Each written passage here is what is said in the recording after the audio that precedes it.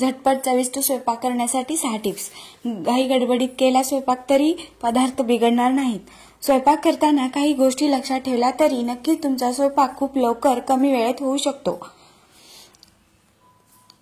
Chopping बोर्डवर थोडे मीठ घाला आणि मग कांदा चिरा। कांदा चिरताना अजिबात डोळ्यातून पाणी येणार नाही।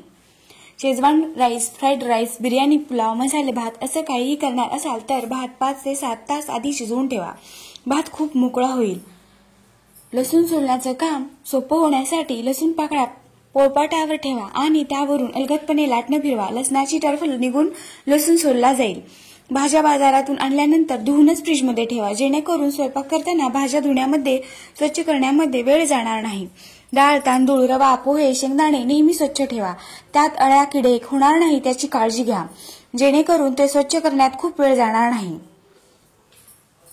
शेंगदाणे, खोबरे, डाळे, फुटाणे यांची पावडर करून ठेवा।